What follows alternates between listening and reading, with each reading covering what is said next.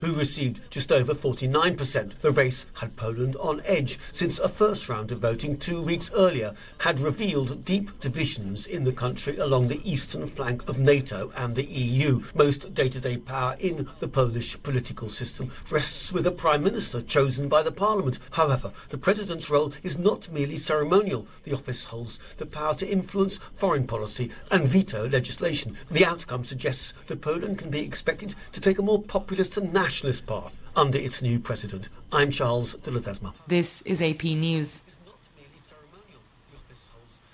South Korea is set to elect a new president Tuesday to succeed conservative Yoon Suk-yeol, who was ousted over his brief but shocking imposition of martial law. Surveys suggest liberal Lee Jae-myung is heavily favored to win the snap election over conservative candidate Kim Moon-soo. The NBA Finals begin this Thursday. Correspondent Gethin Coolbaugh reports on what to expect. The NBA Finals are set. It's the Oklahoma City Thunder versus the Indiana Pacers. Indiana clinched its first finals trip since 2000 with a Game 6 win over the New York Knicks on Saturday in the Eastern Conference Finals. The Thunder swept 2 head-to-head meetings between the clubs this season. Oklahoma City beat Minnesota in the West Finals in 5 games to reach its first NBA Finals since 2012. The matchup features a clash of 2 of the game's top young guards, NBA MVP Shai Gilgeous-Alexander of the Thunder and Tyrese Halliburton of the Pacers. I'm Gethin Coolbaugh. And I'm Marcela Sanchez, AP News.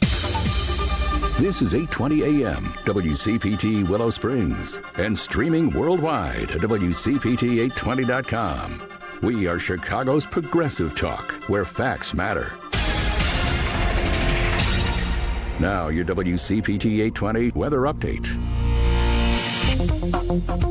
From the Weatherology Weather Center, I'm meteorologist Jennifer Wojcicki. We'll see mostly sunny skies here for today with a high into the mid-80s. Winds out of the southwest around 5 to 10 miles per hour, gusting as high as 15. And then for tonight, partly cloudy with a low near 67.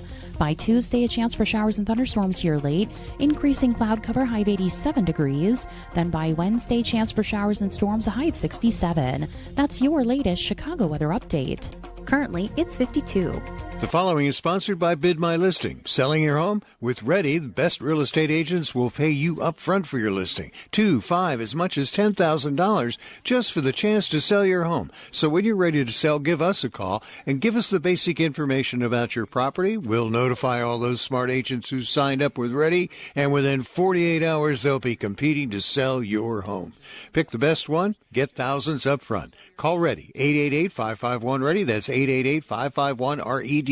Hey Google, play WCPT. Streaming Chicago's progressive talk from TuneIn. REDY. Hey Google, play WCPT. Streaming Chicago's progressive talk from TuneIn. Welcome to Choose Views with Richard Chew.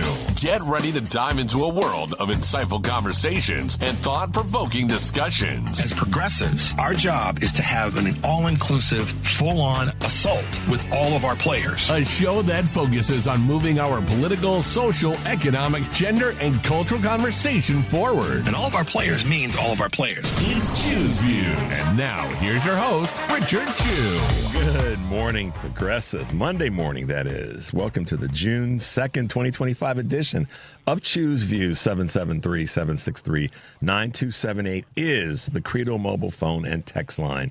Facebook Live, TuneIn Radio, YouTube, and iHeartRadio. Email me at richard@WCPT820.com and catch me on Substack. Probably will drop a couple of posts this week.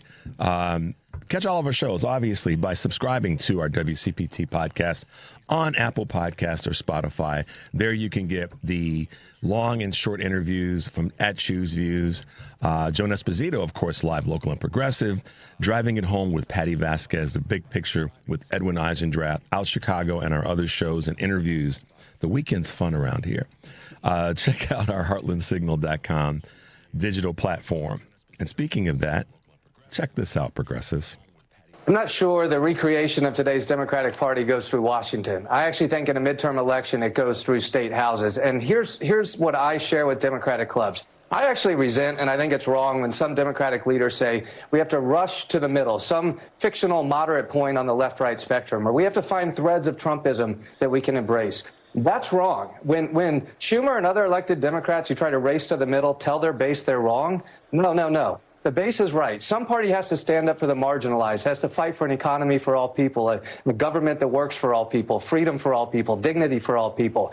I just think it's a matter of, in 26, meeting voters where they are at. What are they most concerned about? You and I are in Florida. It's an insurance crisis. It's a voucher crisis. It's abandoned public schools. It's a corruption of ethics in Tallahassee. Perhaps it's utility rates. Pick your state, Michigan, California, where we're going to see some midterm races. I think Democrats have the opportunity to show voters, we are on your side. We want to solve your problems. That's very hard in federal races where the issue is all about Donald Trump. In the state houses and other races, it's not about Donald Trump. I think Democrats are right on the issues. It's a matter of meeting voters right where they're at. I can tell you from these town halls, they're ready to do it. Absolutely. That was David Jolly, one of the clips that we had from last Friday that we didn't get a chance to play. And we'll talk a little bit more about the interview that we had in the segment with him last Friday. Today's guests include Ira Shapiro, former Senate staffer and author, that will be talking about the destruction of the Republican Party at the hands of who? Mitch McConnell. And then my political strategist Mike Nellis and I will be chatting it up in the 7:30 hour, talking about a variety of things. And I'll be taking your calls 6:30 from now till 7, I should say. So stay with us. Give us your call. Happy first week of June 2025. How about that, guys? We're here. And, we just keep chugging along, even with all the craziness that's happening out of Washington and other political spaces. This week, we are going to be, pretty busy. Tomorrow, we've got Illinois State Comptroller Susana Mendoza that'll be chatting with us, State Rep Mike Kelly. On Wednesday, our good friend Kurt Mullett from Hoosier Blues 63, Patrick Hanley, who's running for, I just lost my train of thought, running for office.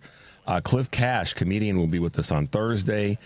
Brian Lemech will be with us on Thursday. I've got a surprise guest on Thursday, and I don't want to say this until after tomorrow because something's happening in this person's life that will be could be a game-changing moment. But this is a political person who you'll recognize that we have on Thursday. So I'll mention it tomorrow because there's an announcement that's taking place that I want to wait until after this person's announcement's been made to tell you who it is.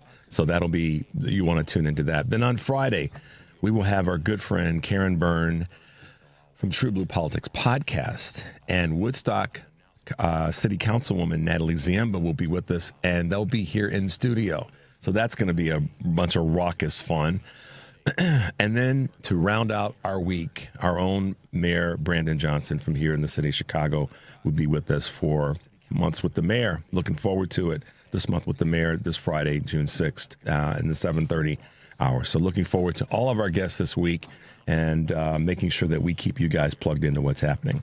Had a chance yesterday, as Devin knows and others do, to hang out with the folks on the family meeting with Eric Grant, host, and Michelle Peltier, who is co-host and also one of my allies when it comes to Richard Needs a Break.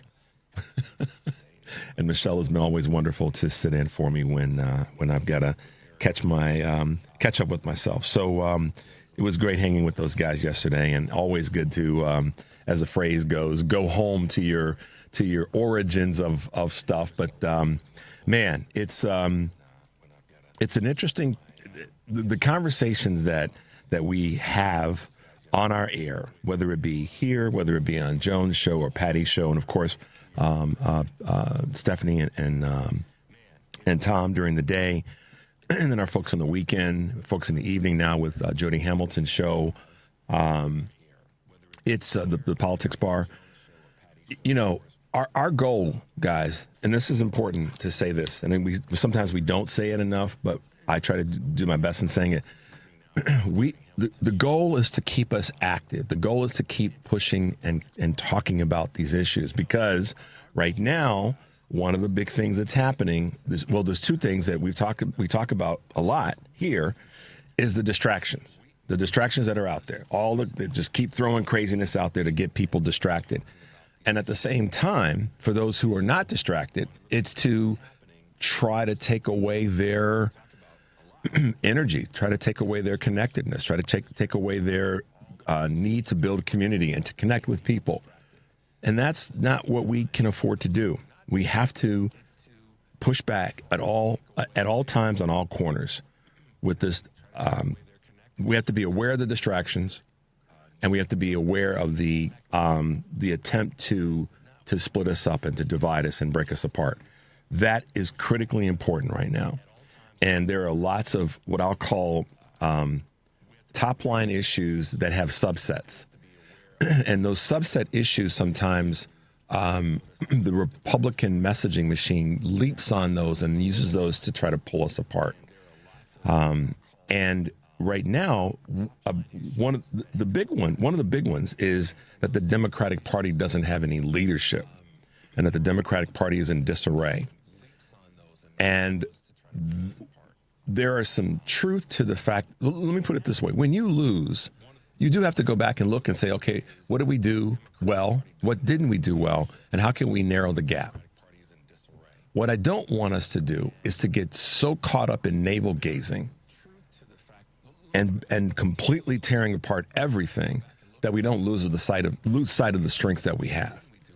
Because that's when, being in disarray could be the case. It would be fair to say that after Joe Biden beat Donald Trump in the 2020 election, that the Republican Party was certainly in disarray, or certainly without that quote unquote leader or leading voices, because they spent all their time, particularly with the Democratic Party having the House of Representatives and the Senate. Those first, that first part of the term. So they didn't have any evolving voices until the House. Until the Republicans took the House back in 2022, to be honest with you. That's really when they kind of evolved. So let's look at this and say, okay, let's not lose sight of the fact. Now, I'm going to press pause for a second on this. Let's not lose sight of the fact that there is going to be, I'm saying this with, all of a sudden my brain went, wait a minute, maybe not. But no, I'm going to be forward thinking in this. Midterms is where I'm going with this. Sorry about that. We are going to have an opportunity on a federal level to take back the House during the midterms. And I'm not going to get into we aren't even have a vote and this, that, and the other. I'm not going to go down that path. We're going to have an opportunity based on what the Democratic Party can do to take back the House in the midterms. And that'll be a large move. And what David Jolly was talking about is a lot of the special elections leading up to that are signs that we are moving in that direction. The Omaha mayor, I know that's not a federal or a national election, but it's a gauge as to where lots of people are. So when I tie back my opening comments about not getting distracted and certainly not getting depressed, it's because we have signs that we are succeeding. Now, I'm not blind or stupid to think that, oh no, nothing, that everything is, we've got a lot of problems. I know that. Very, very wide-eyed and eyes open to that. I'm saying that if we take the thought that we keep pushing toward winning elections before we get to the midterms, and if we keep pushing for a message that's consistent, that does go to people where they are at, as Jolly said, as Mayor-elect Ewing in Omaha said, that's important because the Republican Party is not doing that. The Republican Party is spending their time focused on how awful the Democrats are in part, but they're also spending their time harming people, which is a bigger opportunity for the Democratic Party to craft a message of winning, is to really, really lock into the fact that the Republican Party is hurting people. And if we can hold on to that part of what the Republican Party is doing, what the GOP is doing on a federal level, and in many states, in state conversations, that's going to be one of the biggest tools that we have as we go forward. When we come back, we have a couple of items that we're going to chat about and a few clips that we're going to dive into. The number is 773-763-9278. This is Choose Views. That's the Credo mobile phone and text line, and we'll be right back. If you turned 65 recently like me, it's important you find a Medicare Advantage plan that gives you the coverage you're looking for. But finding one can be difficult. The best thing I did, and I suggest you do the same, is call a licensed insurance agent and let them walk you through your Medicare Advantage plan options.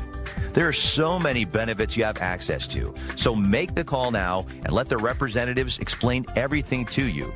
Our licensed insurance agents can offer you a variety of Medicare Advantage plans. Plus, the call is free, the information is free, and there's no obligation to enroll. We're here to make it easy for you to select a Medicare Advantage plan that may work for your needs. Finding a Medicare Advantage plan can be easy if you do what I did. Make a quick call right now to learn more. Thank you. 800-365-6303. 800-365-6303. 800-365-6303. That's 800-365-6303. WCPT 820, Chicago's Progressive Talk, where facts matter. Hey guys, Chicago has a long... You're waking up with Richard Chew. Good morning. Good morning. Good morning. We're live and ready to hear from you. Text or call us now at 773-763-9278. Same number. Simple as that. Let's get the conversation going on WCPT 820, Chicago's Progressive Talk. Oh, technology and live radio. 773-763-9278 is the Credo mobile phone and text line. And that was an example of the quick-handedness of our board engineers, that when something goes silly, they fix it very, very fast. Choose Views News on this June 2nd, 2025. A couple quick items to share with you guys. White House is to double down on steel tariffs. The U.S. tariffs on steel and aluminum imports will double to 50%, according to Donald Trump, as he visited U.S. Steel to mark the company's newly appointed partnership, quote, with Japan's Nippon Steel. He said in a social media post that the increase will go into effect June 4th. That's this week, of course. The aim is to further secure the steel, quote, industry and American jobs. At the same time, higher tariffs could raise prices in construction and manufacturing. So, once again, watch what both hands are doing when it comes to Donald Trump and how the tariffs are going to continue to cause this pain in industries. 4-day weeks help employers too. What does that mean? For employees, the benefits of a 4-day work week are perhaps obvious. Less burnout, improved mental and physical health. For employers, though, there are unexpected upsides too. In a study of more than 200 businesses worldwide that tested the 4-day work week, less than 10% eventually returned to a 5-day cadence. Revenue, absenteeism, and resignations also saw, quote, excellent results, per sociologist Juliet Shore. So the 4-day work week does have its place. I guess companies can see its advantages as well. The ghosting trend is explained. What does that mean? Moreover, this is really, I kind of found this interesting. Quiet quitting and making way for ghost working. So, what does that mean?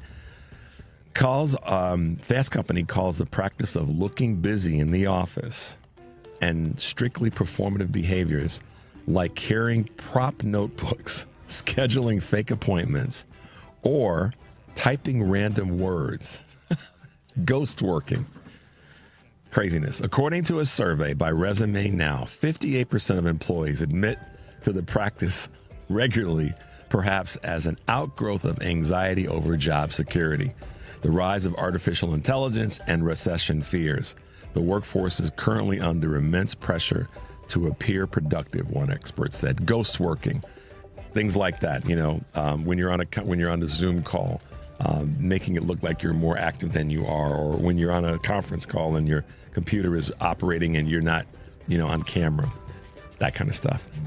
And last but not least, AI is now conducting job interviews. Your next interview with human resources might not involve a human at all. According to Bloomberg, artificial intelligence can conduct real-time screener calls with a synthetic voice that holds a two-way conversation and provides feedback to hiring managers. I think I would know.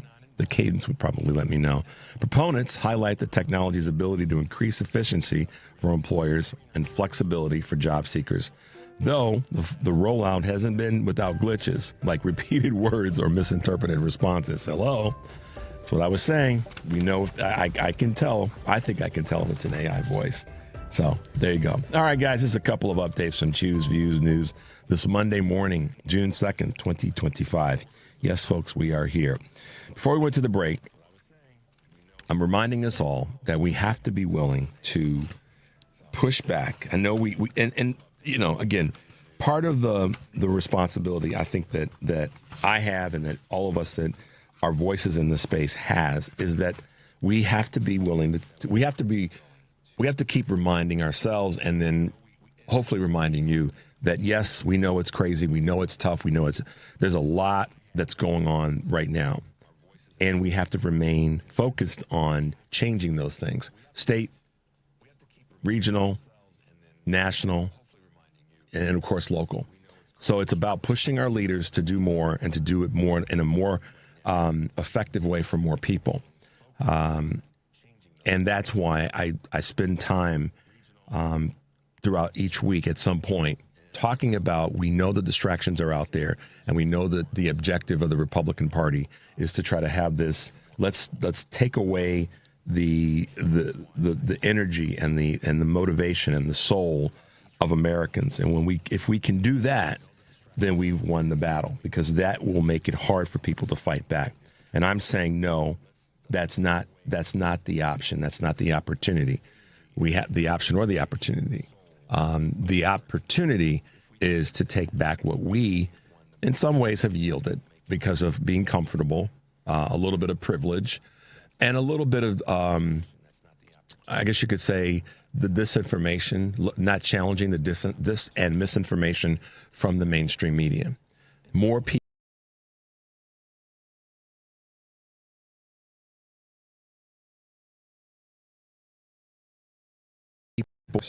Senator Raphael Warnock